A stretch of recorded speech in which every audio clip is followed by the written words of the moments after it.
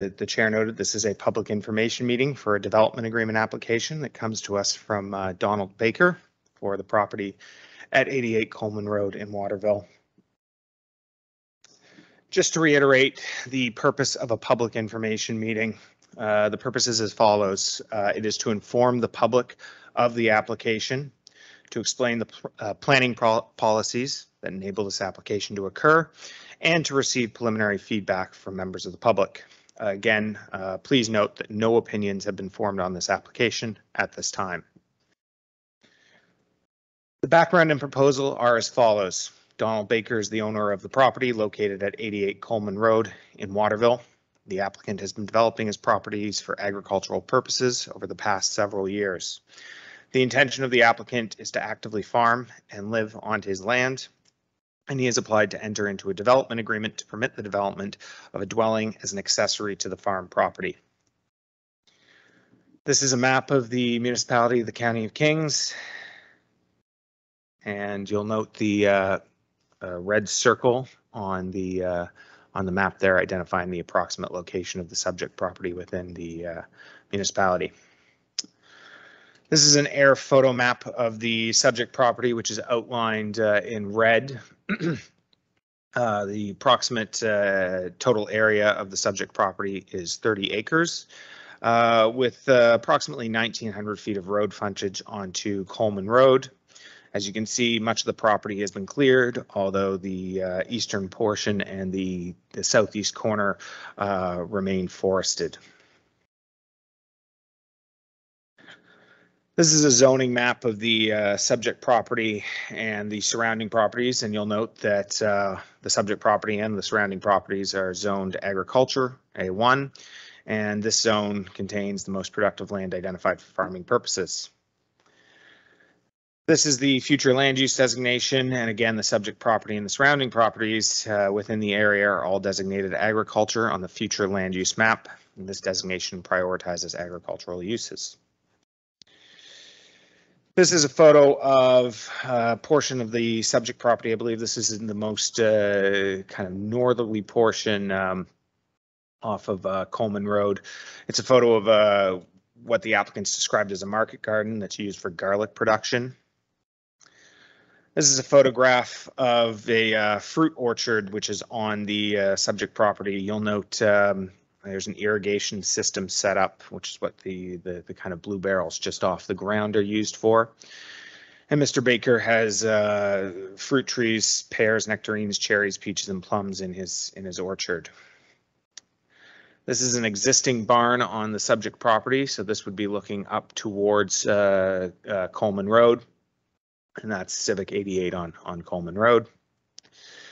This is another view of the fruit tree orchard. This would be looking south. You can see in the background on the left-hand side there is Coleman Road.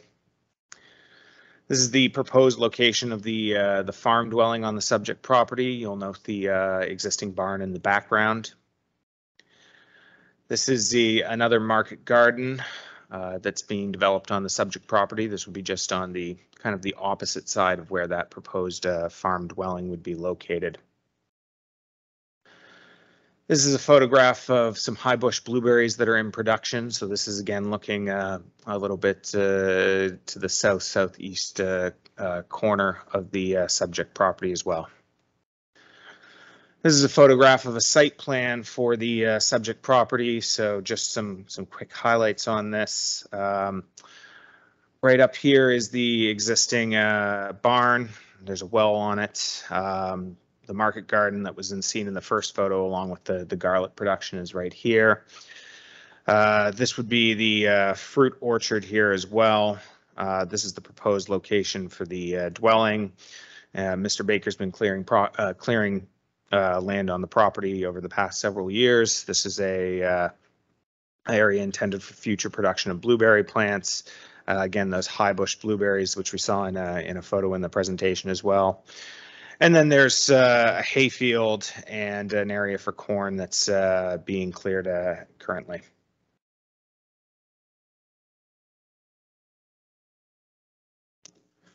With regard to the specific policies that enable council to consider this application, Municipal Planning Strategy Policy 3.4.17 notes the following. Consider only by development agreement the development of a farm dwelling for new farmers or farmers that have recently relocated to the municipality.